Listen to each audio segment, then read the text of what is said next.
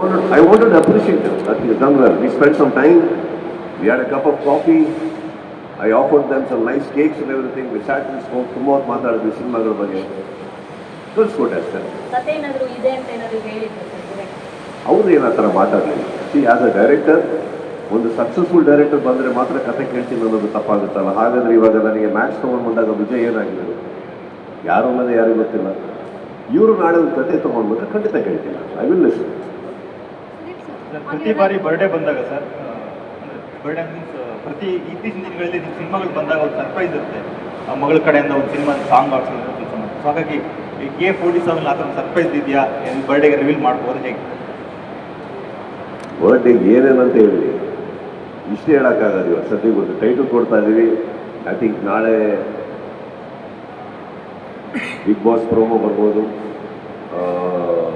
ಇನ್ನೊಂದು ಯಾವುದೋ some few things are happening sir ಅಷ್ಟೇ. I am not really looking into all that. Sir ನಿಮ್ಮ ಬರ್ಡೇಗೆ ಧನಂಜಯ್ ಮತ್ತು ಶಿವಣ್ಣ ಹಾಗೆ ಧ್ರುವ CDP ಲಾಂಚ್ ಮಾಡಿದ್ರು. ಮತ್ತು ಇದು ವರ್ಲ್ಡ್ ಅಂದರೆ ಮೀನ್ಸ್ ದೇಶದ ಒಂದು ಒಳ್ಳೆ ವೈರಲ್ ಆಯಿತು. ಆ CDP ಲಾಂಚ್ ಬಗ್ಗೆ ಏನು? ಸರ್, ಧ್ರುವ ನನ್ನ ತಮ್ಮನಿದ್ದ ಹಾಗೆ. ನಾವು ತುಂಬ ಮಾತಾಡ್ತಾ ಇರ್ತೀವಿ. Is a very sweet guy. ನೋಡೋದಕ್ಕೆ ಸ್ವಲ್ಪ ಮಾತೇ ಆಡಲ್ಲ, ಗುರ್ರ ಥರ ವ್ಯಕ್ತಿ ಅಂತ ಕಾಣಿಸ್ತಾರಲ್ಲ, ಇಲ್ಲ. Is a very sweet boy. And Dhananjay ತುಂಬ ಹಳೆ ಪರಿಚಯ. ಅವ್ನು ಫಸ್ಟ್ ಸಿನಿಮಾ ಕ್ಲಾಪ್ ಮಾಡಿದವನ್ನ ಅಲ್ಲಿಂದ ಹಿಡಿದು I think is a wonderful talent ನಮ್ಮ ಚಿತ್ರರಂಗದ್ದು. ಆ್ಯಂಡ್ ನನಗೆ ಭಾಳ ಹತ್ತಿರವಾದಂಥ ವ್ಯಕ್ತಿ, ಕ್ಲೋಸ್ ಇರೋ ವ್ಯಕ್ತಿ. ಶಿವಣ್ಣನ ನಾವು ಪ್ರೀತಿಸೋ ವ್ಯಕ್ತಿ. ಓಕೆ, ಅವ್ರು ನಮಗೆ ಬಿತ್ತಿರೋಂಥ ವ್ಯಕ್ತಿ ಯಾರು ಕೈ ಮಾಡಿ. So I think it's nice that ಅವ್ರು ಮಾಡಿರೋದು very very sweet of them. I don't know, ಇದು ಮ್ಯೂಚುವಲ್ ಇವರೇ. ಅವ್ರು ಬಂದಾಗ ಅವ್ರ ಫ್ಯಾನ್ಸ್ ಎಲ್ಲ ನಮ್ಮ ಹತ್ರ ಬರ್ತಾ ಇರ್ತಾರೆ, ಲಾಂಚ್ ಮಾಡಿಕೊಡಿ, ಕ್ಯಾಲೆಂಡರ್ ಮಾಡಿದ್ದೀವಿ, ಅದು ನಾವು ಲಾಂಚ್ ಮಾಡಿಕೊಡ್ತಾ ಇರ್ತೀವಿ. It's a mutual thing in the industry, but it's very sweet of them. I was very happy when I saw that.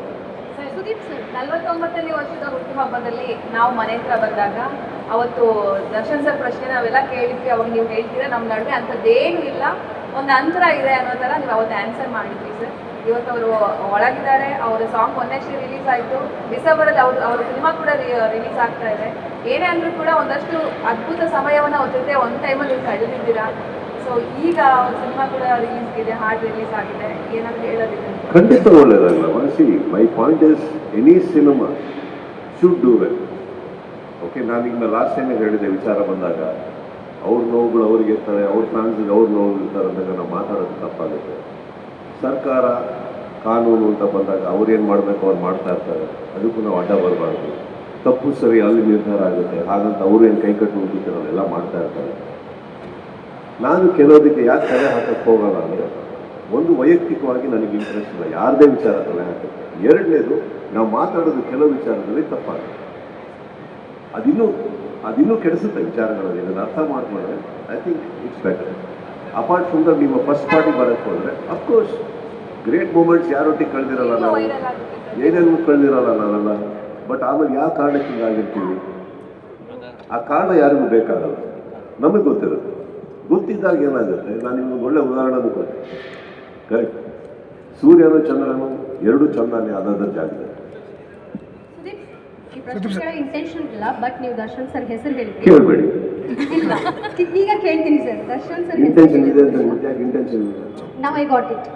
ಏನಂದ್ರೆ ಫ್ಯಾನ್ಸ್ಗೆ ನೀವು ದರ್ಶನ್ ಸರ್ ಒಂದಾಗೋದು ಖುಷಿ ಇದೆ, ಬಟ್ ಚಿತ್ರರಂಗದಲ್ಲಿ ಕೆಲವರಿಗೆ ಅದು ಇಷ್ಟ ಇಲ್ಲ ಅನ್ನೋದು ಇತ್ತೀಚಿನ ಒಂದು ಸಂಘ